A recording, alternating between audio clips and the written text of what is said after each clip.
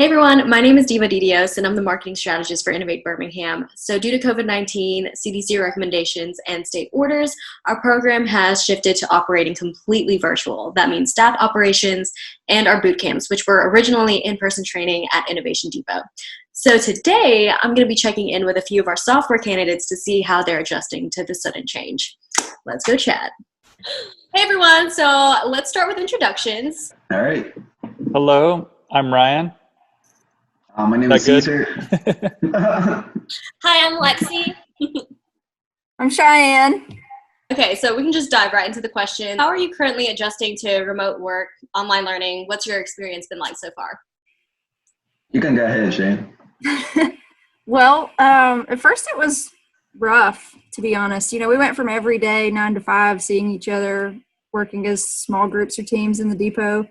The social aspect with that. So when we had to quarantine, lock down, I had to, especially to come back to my family's house. People are immunocompromised. So it was tough the first couple of weeks. I was really isolated in the basement, waited for coffee or lunch at the top of the stairs. Yeah. But I adjusted, definitely. I really got used to wearing sweatpants and no shoes.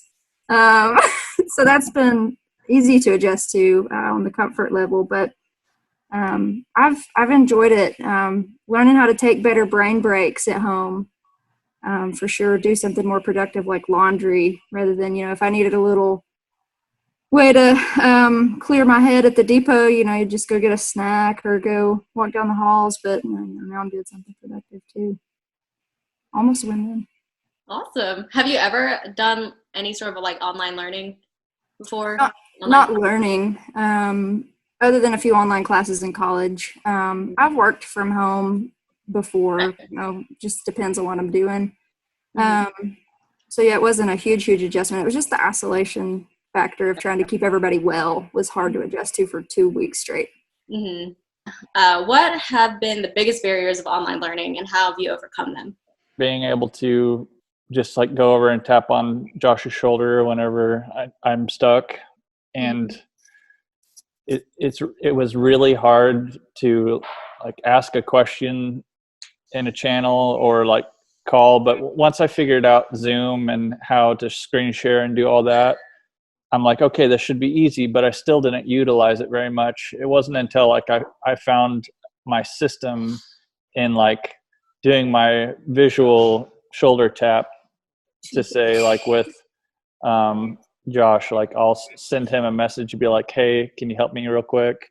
Mm-hmm. And then he'll send me a Zoom link, or he'll just figuring out the Zoom. Mm-hmm. Once I got my workflow down on Zoom, things became a lot easier because it's hard. It's also hard because you don't know, you can't look over at somebody and tell if they're busy or not. Yeah. And whether or not, I usually could just look at Josh and be like, okay, he's not busy, I can go now. Now's my time. Mm-hmm. But so trying to figure out how to not interrupt people. Mm-hmm. But so I've basically, it's as simple as it is, but it just took a while to actually, get it down to where it's effortless.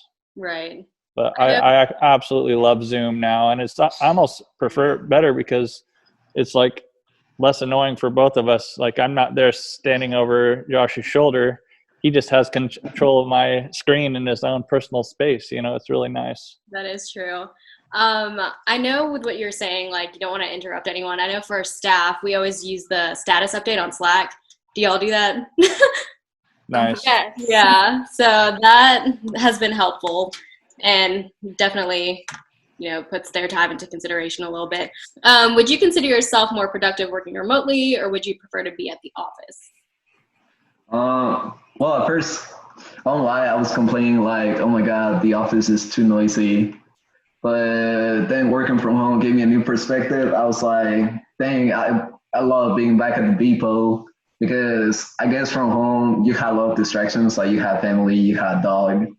It just makes it hard to concentrate. Your stomach is rumbling, so you feel like you have to go down to the kitchen every 20 seconds. But I do miss being back at the depot. I consider myself equally productive.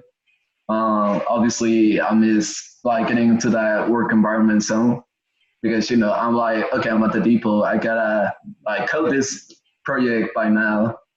Whereas at home, I'm just like, oh, I'm chilling, vibing.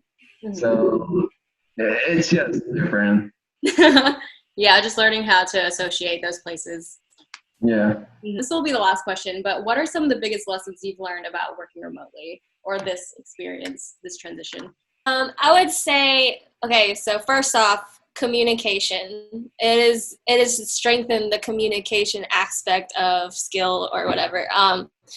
Just being able to talk to people other than face to face and finding different ways to really express that, whether, even just like trying to draw pictures and upload things and just trying to better express ways versus even just chatting through voice chat or through video chat. Another thing I would say is that finding a good balance between work and personal life and also being able to stay on task at the same time. So like Caesar and Ryan was saying, there's distractions. So trying to make sure that you keep to the task at hand. And then also knowing when to cut it off, because sometimes I will find myself that 5 o'clock doesn't exist anymore. And I will just continue to work on something through all hours of the night when I shouldn't be. So yeah. You've gotten better at that? I have kind of. Kind of. It's a process for sure. Yeah. Right. So Cohort 11, as you all know, they will be virtual as well, and they'll have the full virtual experience. And it's crazy because y'all just got virtual, like right in the middle. But what are some tips that you would give them? Have a space set up for working. Even if it doesn't have to be pretty, it doesn't have to be anything fancy at all, but try your best to designate a place that you can work at, for sure. That's not in your room, away from where you sleep. Yeah. I feel like that matters a lot. And there's a dog. Yeah, There's a I've dog. got a decent coworker. He's a little angry. He yells and barks at people. But Such a junk. Oh my god. I love how I got that on video. For Cohort 11, if you're in software, try to take it one step at a time, but definitely measure your time, because if you don't, you're gonna fall behind. So just keep a constant look at the time. Embrace the tools that are given to you. Zoom and Discord for sure. All the people that are in each of these separate channels, the organization and the structure that it brings. I love the structure. I need that to stay balanced and on task for sure. It just, every person's going to be different, whether they're more or less productive at home. It seems to be a lot of people on opposite ends of that spectrum. So if you're somebody that needs structure, then you've got it. They provide it, and I love it. If you're somebody that can kind of do your own thing, then great. They allow the flexibility to do that for sure. It kind of caters to both sides of it and anybody in between. So you're in luck. Don't look to your neighbor and wonder if they're ahead of you or not, because at the end of the day, even if they are ahead of you, the amount they're ahead of you is minuscule. Like stay on your path and try to like convey to the instructor the best you can where you're at in your thinking, and figuring out the problem. Also get to know everybody in your class. One of the things is that I've made some incredible friends, and not only that, I ask them questions all the time. We bounce ideas off of each other, and we help each other solve some of the problems we run into during these different coding challenges and labs and even professional development. So they'll become your best friends. You got to realize that everybody's going to you all start at the same time, but everybody's going to have different starting lines.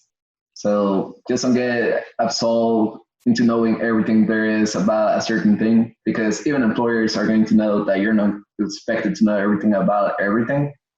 So just try to move on, talk with your classmates, talk with your instructors. They are your partners in crime. Well, these were really helpful tips that I think Cohort 11 will be very thankful for. To be checking in with you guys. Glad to know y'all are doing well. Thank you, Diva. Really well. But I will talk to you guys later, and I hope you have a great rest of your night.